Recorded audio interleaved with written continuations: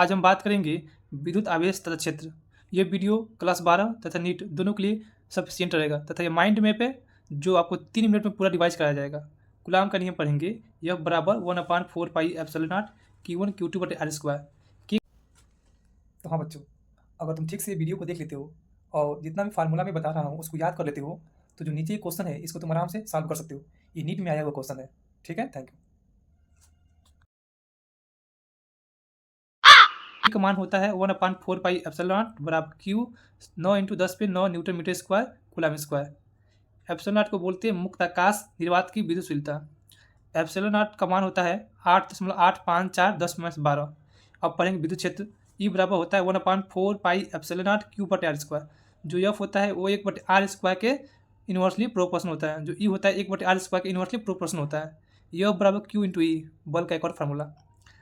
विद्युत क्षेत्र का मात्रा होता है न्यूटन प्रति कूलाम या वोल्ट पर मीटर। प्लस क्यू से इलेक्ट्रिक फील्ड निकलती है बाहर की ओर और माइनस क्यू से क्या होती है, इलेक्ट्रिक फील्ड अंदर की ओर आती है। अब पढ़ेंगे विद्युत फ्लक्स फाई। फाई बराबर होता है ई ए कॉस थीटा। इसका मात्रक होता है न्यूटन मीटर स्क्वायर। इसको समाकलन रूप लिखेंगे फाई बराबर ई ए कॉस फाई। अब पढ़ेंगे हम लोग नया टर्म है जिसका नाम है विद्युत द्विध्रुव पी।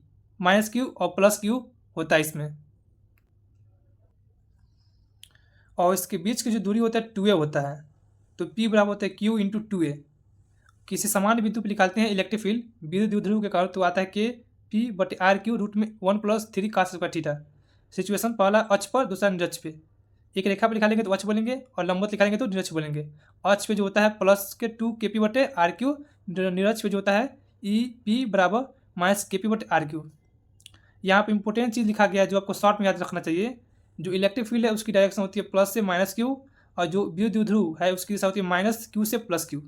अब हम लोग पढ़ेंगे एक समान बाह्य क्षेत्र में विद्युत द्विध्रुव रखा गया है, उसमें कितना बल आघूर्ण आता है। तो जो बल आघूर्ण होता है वो होता है टाउ बराबर पी, या इसको बोलते हैं पी साइन थीटा।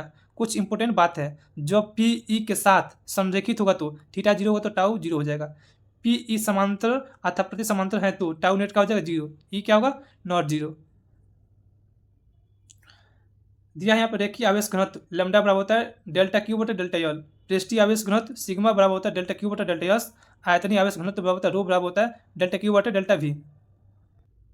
अब दिया गाउस नियम। गाउस नियम किसी बंद पृष्ठ के लगता है, तो जो गाउस नियम होता है बताता है डेल्टा फाई। फ्लक्स के बारे में जानकारी देता है। डेल्टा फाई बराबर होता है Q/4 pi epsilon not delta S बटे आर। जब इसको हम हल करेंगे तो यहाँ से आपको लास्ट में आएगा फाई ई बराबर Q बटे epsilon not.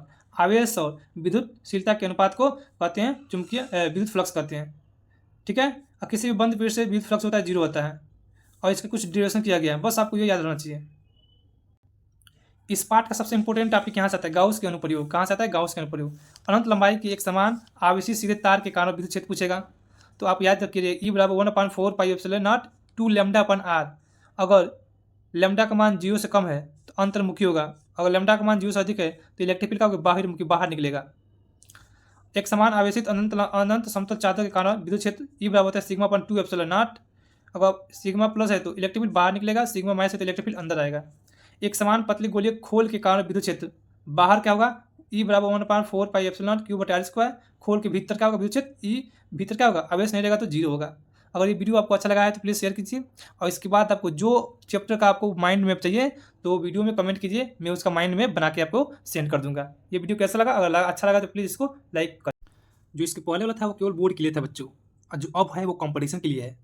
Only NEET student या IIT के लिए तैयारी कर सकते हैं। विद्युत आवेश क्षेत्र यहाँ पे दिया कुछ टर्म आवेश के संदर्भ में है। अगर यम 0 है तो क्यू नॉट 0, मतलब ये हो ही नहीं सकता। यम नॉट 0 तो क्यू 0 हो सकता है। यम नॉट 0 मतलब यम 0 नहीं तो क्यू नॉट 0 हो सकता है। अगर रेस्ट चार्ज है, रुका हुआ चार्ज है तो इलेक्ट्रिक फील्ड बनेगा। मोशन चार्ज है, गतिमान आवेश है तो इलेक्ट्रिक फील्ड और चुंबकीय क्षेत्र दोनों बनेगा। आवेश और इलेक्ट्रिक फील्ड, मैग्नेटिक फील्ड, विद्युत वाहक बल या विद्युत तरंगे दोनों तीनों बनेगा। अल्फा कण, इसके बारे में जान लीजिए। अल्फा कण होता है आवेश होता है उसमें 2 आवेश होता है और द्रव्यमान का होता है 4mp। कौन सा आवेश असंभव है तो इसमें से आप बताइए कौन सा आवेश संभव नहीं है। आवेश क्वांटीकृत होते हैं Q/n नहीं, मतलब आवेश 1 2 3 4 5 हो सकता है, आवेश 1.1 नहीं हो सकता है, रूट में 2 नहीं हो सकता है। ठीक है, आवेश क्वांटीकृत पढ़ लिए हैं, और मतलब n का मान 1 नहीं होना चाहिए, रूट 2 नहीं होना चाहिए। का दो उदासीन वस्तुओं का घर्षण करने पर दोनों में बराबर परंतु विपरीत प्रकृति का आवेश आएगा। किसी वस्तु में आवेश होने की सही प्रमाणिकता क्या है? प्रतिकर्षण है। क्या है? प्रतिकर्षण है। गोलीय चालक देखिए, यहाँ पे Q1 है, यहाँ पे Q2 है। ठीक है। यहाँ का जो रेडियस है R1 है, क्या दिया है R1 है, यह R2 है। तो इस दोनों में क्या होगा, विभव समान होगा। V1 V2 निकालेंगे तो K Q1 बटे R1 K Q2 बटे R2।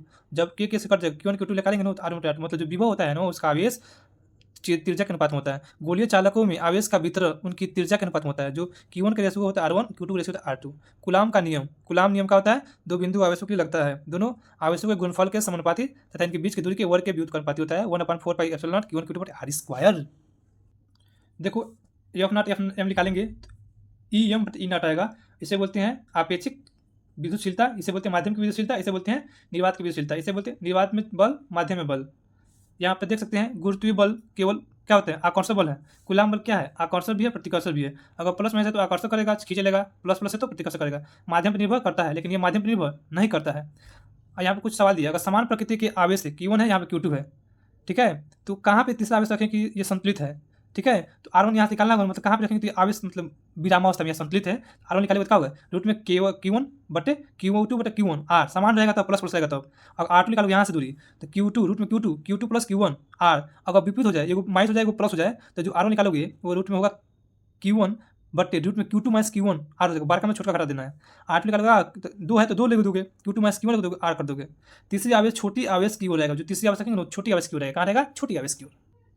अध्ययन सिद्धांत दिया यहाँ पर Q1 दिया है, Q2 दिया है या Q3 रख दिया है, F12 निकालेगा तो F आएगा। दो आवेशों के मध्य लगने वाला बल तीसरे आवेश से प्रभावित नहीं होता है। अगर मान लो यहाँ Q2 को Q1 पर लग रहा है बल F है, तो यहाँ पे जो Q3 रख देंगे तो बल में कोई प्रभाव नहीं होगा, F है तो F ही रहेगा। यहाँ वाला सेंटेंस देखो, यह दिया है Q1 Q2 दिया है तो F है। अगर यहाँ पे इसका दूरी बढ़ा दिया गया, क्या बढ़ा दिया गया, अगर दूरी बढ़ जाएगा तो क्या होगा, दूरी बढ़ जाएगा तो ये R वाला बढ़ जाएगा, R वाला बढ़ जाएगा तो क्या होगा, R बढ़ जाएगा तो ये क्या हो जाएगा, कम हो जाएगा। तो ऑप्शन यह सही रहेगा।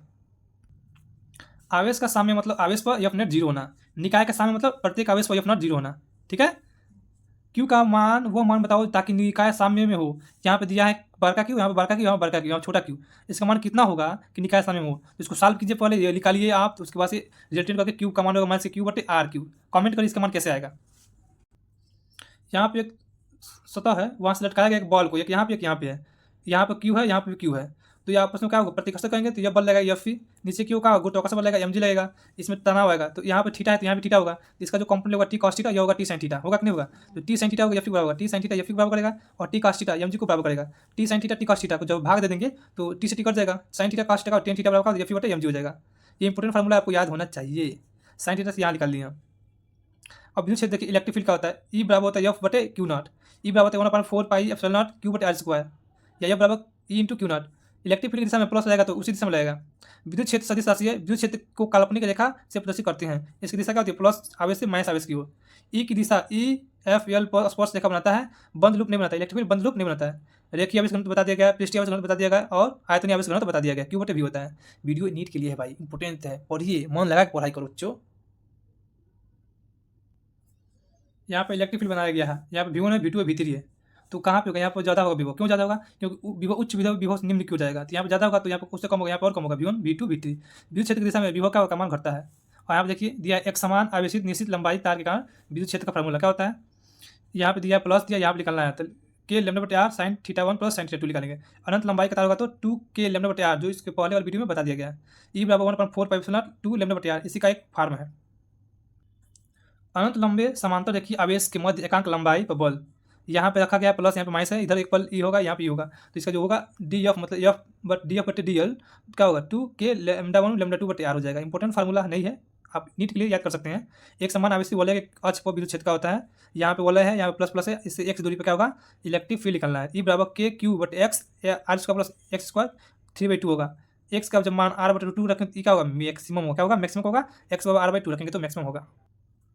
कल बिंदु O पर विद्युत क्षेत्र कितना होगा, यहाँ पर मान लीजिए बिंदु O पर मैं आऊँ तो इसका लिए होता है 2K लैम्डा बटे R साइन अल्फा बटे 2 होता है, क्या होगा, साइन अल्फा बटे 2 रेडियन रखेंगे। उसके बाद से दिया वैद्युत फ्लक्स क्या होता है, वैद्युत फ्लक्स होता है, इलेक्ट्रिक फ्लक्स होता है phi E A cos theta. मतलब विद्युत क्षेत्र में जब एरिया से गुणा करते हैं तो इलेक्ट्रिक फ्लक्स आता है, जहाँ थीटा कोण है, विद्युत द्विध्रुव के कारण फ्लक्स का मान फाई 0 होगा, तो क्या होगा, ये मैक्सिमम होगा। गाउस प्रमेय का होता है जो फाई ई होता है ई डॉट डी एस क्षेत्रफल या क्यू इन बटे एप्सिलॉन नॉट होता है। ये इंपॉर्टेंट है, मतलब किसी बंद पेड़ से आवेश और उसका एप्सिलॉन नॉट के अनुपात को गाउस का नियम बताते हैं। विद्युत द्विध्रुव का होता है पी होता है, क्यू इंटू 2 होता है, इसमें दो, एक प्लस क्यू होता है, एक माइनस क्यू होता है। इसका दिशा क्या होता है, माइनस क्यू से प्लस क्यू होता है। पट्टिका के कारण कुचालक होता है सिग्मा पर एप्सिलॉन नॉट, चालक होता है तो सिग्मा पर एप्सिलॉन नॉट। यहाँ पे कुछ इंपोर्टेंट चीज दिया है। गोलीय कोष के कारण चालक गोला, कुचालक गोला। चालक गोला का होता क्या होगा, बाहर निकालोगे इलेक्ट्रिक फील्ड k3/r² हो जाएगा, सतह पर निकालोगे क्या होगा E बराबर k3/r², अंदर निकालोगे क्या होगा 0 हो जाएगा। अगर वही कुचालक होगा बाहर निकालोगे तो k3/r² सेम है, सतह पर निकालोगे क्या होगा k3/r² कुचालक में, लेकिन अंदर निकालोगे k3/r/r हो जाएगा। अंदर 0 होगा तो यहाँ से ग्राफ बनाओगे तो यहाँ से 0 हो जाएगा। यहाँ क्या होगा स्मॉल r बराबर कैपिटल R, यहाँ से धीरे धीरे घटेगा, कैपिटल R बराबर स्मॉल, यहाँ का पहले त्वरित होगा फिर से घटेगा। तो ये चैप्टर आपको नीट के थ्रू से भी कंप्लीट हो गया है। अगर वीडियो आपको अच्छा लगे तो प्लीज़ शेयर करें और इसके बाद से जो भी चाहिए आप कमेंट करें, उसका हम माइंड मैप और आपको वन शॉट